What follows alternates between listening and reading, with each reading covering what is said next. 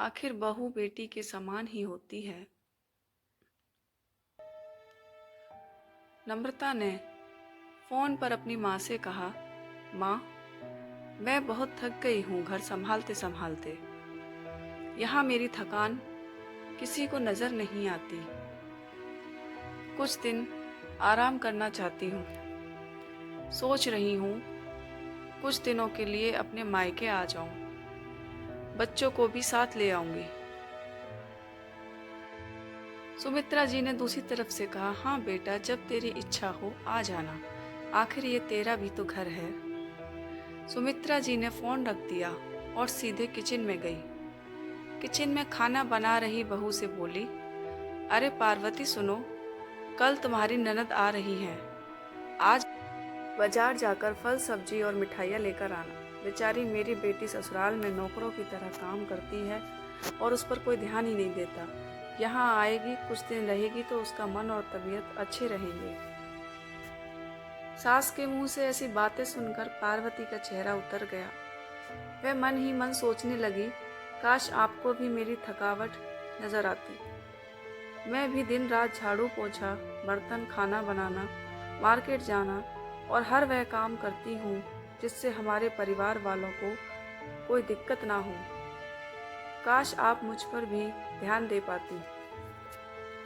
आपकी बेटी तो जब मन में आता है तब यहाँ आ जाती है, लेकिन मैं साल में एक बार ही अपनी माँ के पास जाती हूँ।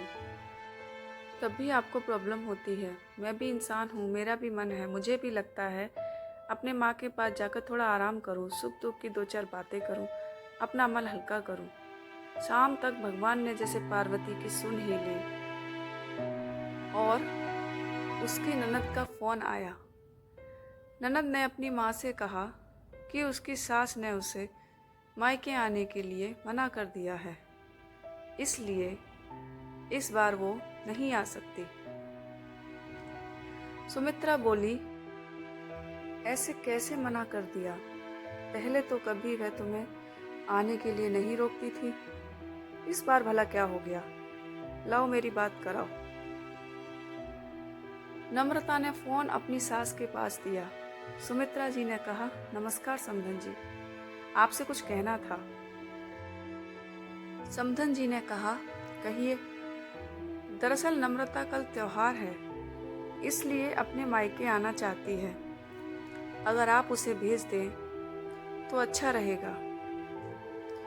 नम्रता की सास ने कहा, देखिए समधन जी, आपकी बेटी मायके जाकर रहे, इस बात के लिए हमने उसे कभी नहीं रोका और इस बात से हमें कोई प्रॉब्लम है भी नहीं। कुछ दिनों पहले मैं रिश्तेदार की शादी में गई थी। वहां आपकी बहू पार्वती की माता जी से मिलने का मौका मिला। उनसे गपशप करने के दौरान उनकी बातों से पता चला कि पार्वती को साल में एक ही बार अपने मायके जाने को मिलता है और वह भी बहुत कम समय के लिए।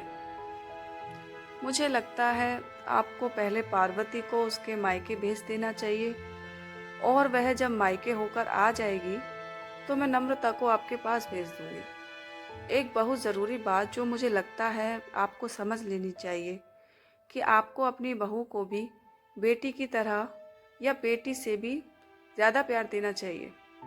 उसे भी मायके जाने की इच्छा होती होगी। हो सकता है नम्रता के वहाँ आने से उसकी आवाभगत करने के लिए आप उसे मायके नहीं भेजती होंगी, या फिर वह आपसे कुछ कहने से अभी डरती हो। अगर आप उसको घर में ही कैद रखेंगी तो एक दिन ऐसा आएगा जब वह आपके खिलाफ बोलने लगेगी, फिर वह आपकी सुनेगी भी नहीं और जब चाहे तब अपने मायके जाएगी। ऐसी परिस्थिति आए, इससे अच्छा है कि आप ही कुछ बदलाव अमल में ले आएं, जिससे आपका रिश्ता और रिश्ते की मिठास खराब ना हो। सुमित्रा को अपने समधन के हर एक शब्द में सच्चाई नजर आई।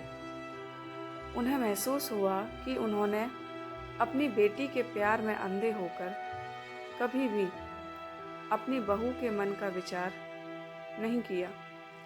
उन्होंने हमेशा ही अपनी बेटी को अपनी बहू से ऊपर रखा। सुमित्रा जी ने अपनी बहू को बुलाया और उसे कहा कि पार्वती, कुछ दिनों के लिए नम्रता नहीं आने वाली है,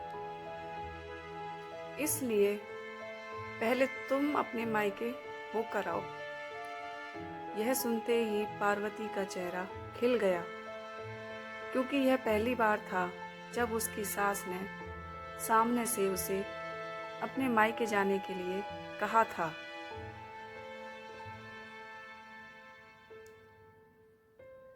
अगले दिन पार्वती अपने मायके गई और इस बार 1-2 दिन नहीं, पूरे हफ्ते भर रहकर आई। अपने माँ बाप से, अपने रिश्तेदारों से मिलकर आई। और जब वह लौट कर आई तो उसका चेहरा खिला हुआ था, उसकी आंखें चमक रही थी। दूसरी तरफ वह अपने ससुराल वालों के बदले रवैया से बहुत खुश थी। अब वह खुशी खुशी सबका ध्यान रखती और हर काम प्यार से करती। वह ध्यान रखती कि कोई भी ऐसी बात या काम ना करे जिससे घर में तनाव का माहौल पैदा हो। सुमित्रा जी अपनी बहू को खुद ही समय समय पर मायके भेज दिया करती। एक छोटे से बदलाव ने सास बहू और भाभी ननद के बीच की कड़वाहट को दूर कर दिया और रिश्तों को और भी ज्यादा मीठा और मजबूत कर दिया।